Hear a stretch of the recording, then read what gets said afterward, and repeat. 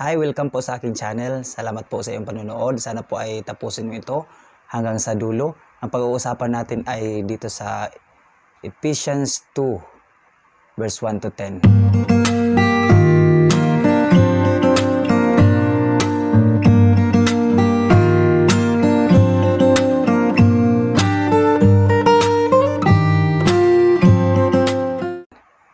So, malalaman mo dito kapatid kung ano ang pagkakilala ng taong patay sa harapan ng Diyos.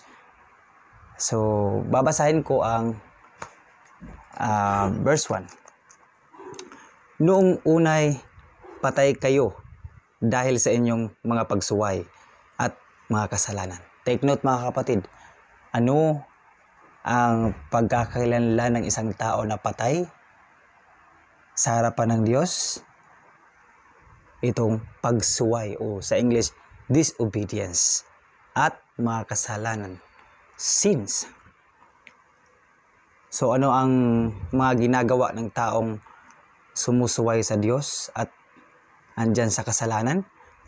Verse 2, sinusunod ninyo noon ang masamang takbo ng mundong ito at napailalim kayo sa pinuno ng mga kapangyarihan sa himpapawid, ang espiritong naghahari sa mga taong ayaw pasakop sa Diyos.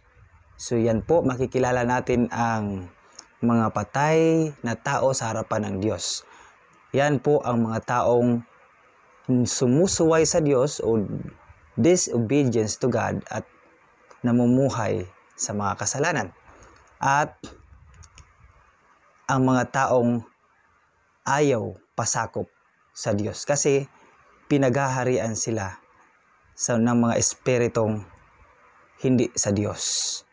So, malamang, sigurado, nasa kaaway ang espiritong iyan. So, sabi dito sa verse 3, ang totoo, tayong lahat ay dati ring namumuhay ayon sa pagnanasa ng ating laman at sumusunod sa mga hilig ng katawan at pag-iisip. Kaya't sa ating likas na kalagayan, kabilang tayo sa mga taong kinapupuutan ng Diyos. So yan po tayo noon mga kapatid, hopeless. Wala tayong pag-asa sa buhay dahil likas. Kung napapansin nyo dito, kaya't sa ating likas na kalagayan. So likas po iyan ng tao. At lahat ng tao ay kabilang, ang lahat ng tao na nagsuway at namumuhay sa kasalanan, kabilang sa mga kinapupuutan ng Diyos. Lahat ng tao. Verse 4, subalit napakasagana ng habag ng Diyos at napakadakila ng pag-ibig niya sa atin. So, verse 5, tayo'y binuhay niyang kasama ni Kristo noong tayo'y mga patay pa dahil sa ating pagsuway. Naligtas nga kayo dahil sa kanyang kagandahang loob. Sa mga taong nagmamayabang na sa kanilang mga sarili, ito po ang inyong tatandaan na mga patay kayo noong una. Pero, subalit, sabi dito, subalit, napakasagana ng habag ng Diyos at napakadakila ng pag-ibig niya sa atin. So ngayon mga kapatid, tayo ay hinahabagan lamang ng Diyos at umiral ang kanyang napakadakilang pag-ibig sa atin. Kaya dito sa verse 5, tayo'y binuhay niyang kasama ni Kristo noong tayo'y mga patay pa dahil sa ating pagsuway. Naligtas nga kayo dahil sa kanyang kagandahang loob. Ano ngayon ang maipagmamayabang natin sa Diyos? Mga patay tayo dati dahil lahat ng tao ay sumuway sa Diyos. At ang kaligtasan na nasa atin ngayon na nagtumanggap at sumampalataya kay Jesus ay dahil ito sa kagandahang loob ng Diyos.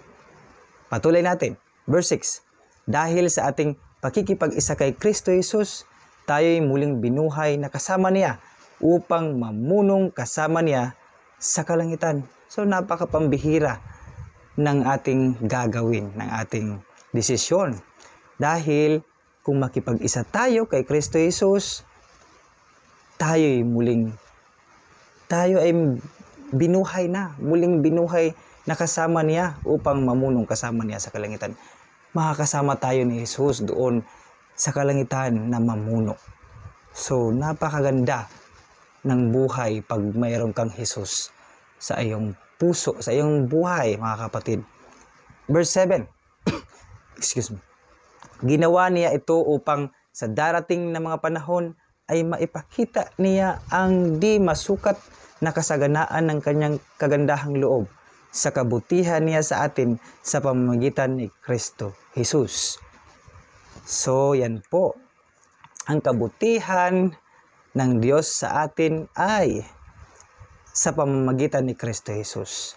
Ang di masukat na kasaganaan at kagandahang loob ng Diyos ay matatagpuan lang natin sa pamamagitan ni Kristo Jesus. Verse 8. Sapagkat dahil sa kagandahang loob ng Diyos, kayo ay naligtas sa pamamagitan ng pananampalataya. At ito'y kaloob ng Diyos at hindi mula sa inyong sarili.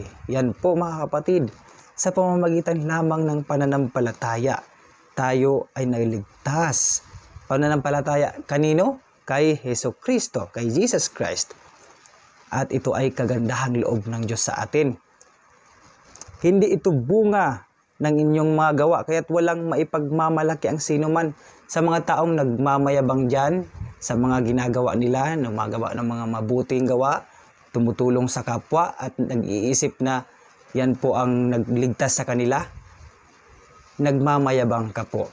Hindi po iyan ang sinasabi ng Bible, sapagkat ang Bible ay nagsasabi na hindi ito bunga ng inyong mga gawa, kaya't walang maipagmamalaki ang sino man. Sino ka man, sino ka ba para magmalaki sa harapan ng Diyos, sa harapan ng iyong kapwa-tao at sa iyong sarili? Wala kang dapat ipagmalaki sa iyong sarili. Ikaw na nanonood ngayon na hindi mo pa alam ang salita ng Diyos. Verse 10.